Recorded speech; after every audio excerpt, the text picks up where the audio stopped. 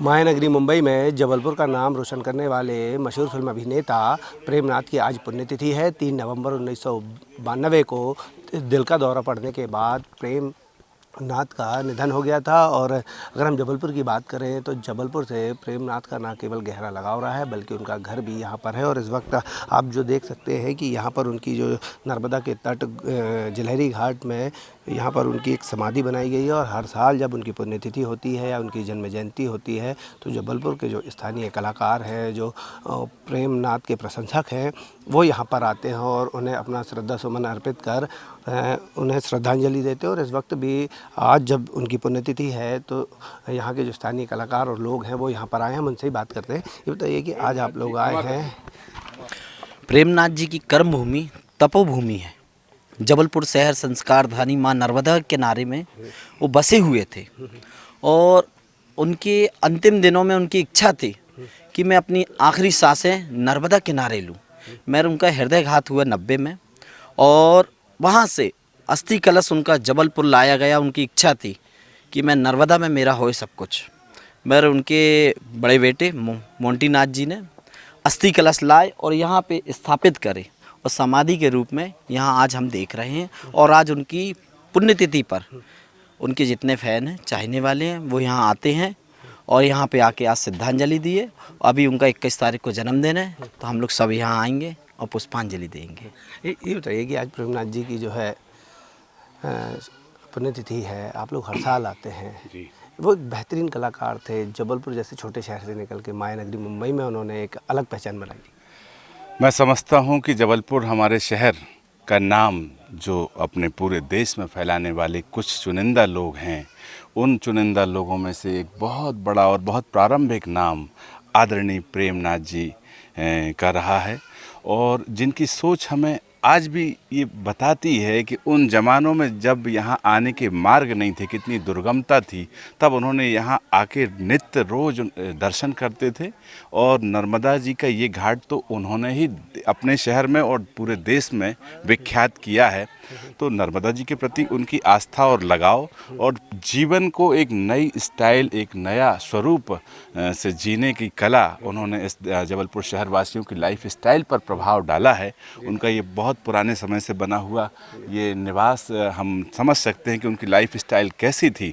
और साथ में जबलपुर शहर के होकर और वो मायानगरी मुंबई या हमारे अभिनय क्षेत्र में उन्होंने एक अद्भुत, एक प्रेरणादायी योगदान दिया है।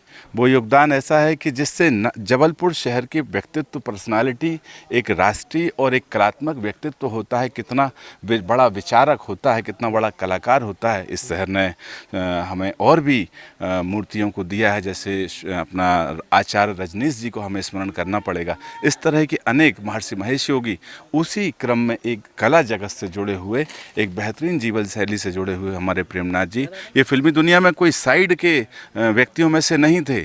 ये मुख्य जो परिवार, कपूर खानदान जो फिल्म का दुनिया का वास्तविक नेतृत्व करता है, उस परिवार के हिस्से थे, अंग थे और इसलिए फिल्म दुनिया के केंद्र में थे। और इसलिए पूरी फिल्म जगत में हमारा जबलपुर और नर्मदा को बहुत ही लोकप्रियता और श्रद्धा प्राप्त है। ये बताइए कि आमतौर पर कहा जाता है कि जब कोई बुलंदियों पर पहुंच जाता है तो वो ज़्यादातर देखने में आया है कि अपवाद स्वरूप जो है लोग हैं, जब बुलंदी में पहुंच जाते हैं तो वो अपना जो उनका जहाँ बचपन बीता है या जिस छोटी जगह से वो निकल के महानगर में जाते हैं तो पलट के अपने जन्मस्थल या जो छोटा जगह शहर है उसको नहीं देखते हैं। हाँ। लेकिन प्रेमनाथ जी जितना मायानगरी में थे, जितनी उन्होंने हिट फिल्में दी हैं, उतना ही लगाव उनका जबलपुर से रहा है। उनकी अंतिम इच्छा भी यही थी कि जब उनका निधन हो तो उनका अंतिम संस्कार जबलपुर में हो। निश्चित रूप से जैसा कि आप ये बड़े बड़े विशाल वृक्ष देख रहे हैं, वृक्ष कितना भी बड़ा हो जाए, आसमान की ऊंचाइयों को छू जाए, लेकिन उसकी जड़ें जो होती हैं वो मिट्टी पे होती हैं। और हमेशा से हम सबके प्रेरणा स्रोत रहे आदरणीय प्रेमनाथ जी ने इस बात को ध्यान रखा और वो ज़मीन से जुड़े रहे हुए हमेशा से। और यही नहीं, उन्होंने आज जबलपुर को अगर फिल्मी दुनिया में लोग जानते हैं तो उनके नाम से पहचानते हैं। पहले वो प्रेरणा पुरुष रहे जिन्होंने हम सबको वो मार्ग खोल दिया कि हम सब लोग भी जाके उनके पद चिन्हों पर चलकर और शायद वो मुकाम हासिल कर सकते हैं, और नहीं तो कम से कम उनकी चरणों की धूल बराबर भी हम सब नहीं है, लेकिन फिर भी अगर हम लोग कोशिश करें तो पूरे जबलपुर शहर और पूरे मध्य प्रदेश के लिए जो आज प्रशासन काम कर रहा है, जो सरकार काम कर रही है, आज मध्य प्रदेश फिल्म नीति 2020 लागू की गई है ताकि यहाँ पर फिल्म इंडस्ट्री का डेवलपमेंट हो सके। यहाँ पर जबलपुर में एक फिल्म क्षेत्र बनाने की 400 एकड़ में वो कोशिश चल रही है प्रशासन की ओर से, और मैं फिल्म उत्थान ग्रुप से हूँ, और हम सब लोग का प्रयास है कि यहाँ के जो कलाकार हैं आज उनके जो सपने पूरे होंगे वो निश्चित रूप से माननीय प्रेमनाथ जी के पद चिन्हों पर चलकर ही होंगे, और उनके भी सपने यही थे कि हमारे नगर के लोग आगे बढ़ें और वो भी उनके साथ कंधे से कंधा मिलाकर चल सकें। हम सबकी यही कोशिश है, और इसी क्रम में हम लोग अभी आगामी 21 तारीख जब उनका जन्मदिवस रहेगा, पिछले वर्ष भी हम लोगों ने आयोजित किया था जबलपुर में फिल्मों के विकास और संभावनाओं के ऊपर एक कार्यक्रम आयोजित किया था, और इस वर्ष भी हम सारे शहर के जो यंग कलाकार यंगस्टर्स हैं या जो बच्चे हैं या जो बहुत बुज़ुर्ग भी हैं, वो सारे कलाकारों को लेकर उनका एक हम लोग फिल्म एक्टिंग कंपटीशन आयोजित करने जा रहे हैं, जिसका 21 तारीख को किसी अच्छे भवन में संभवतः शहीद स्मारक में वहाँ कार्यक्रम होगा, और फिर हम लोग उस क्रम को आगे लेकर चलेंगे। Thank you. आज की अगर हम बात करें तो ज़्यादातर जो कलाकार हैं वो फिल्म में जो है हीरो बनने का सपना देखते हैं, हीरो बनने पे ज़्यादा वो करते हैं, लेकिन प्रेमनाथ जी थे जो उनके दशक के अन्य कलाकार थे, उन्होंने खलनायक की भूमिका में भी एक अपनी अलग छाप छोड़ी है, अपनी कला और जो उनका प्रतिभा थी उसको दिखाने का काम किया है, और उसके बाद भी जो है वो जिस तरीके से ज़मीन से जुड़े रहे हैं, क्या लगता है कि ऐसा कलाकार भविष्य में कभी होगा? देखिए, प्रेमनाथ जी की कला को हम तौल नहीं सकते किसी से। अगर आप ध्यान देंगे तो मैं ये बताना चाहूँगा कि अधिकांश लोग हमारे जबलपुर शहर के हों या बाहर के हों, वो उनके सेकंड हाफ या थर्ड हाफ में वहाँ से जानते हैं, जैसे जानी मेरा नाम, चट्टान सिंह, धर्मात्मा। लेकिन मैं बात लेके आऊँगा उनकी शुरुआत से।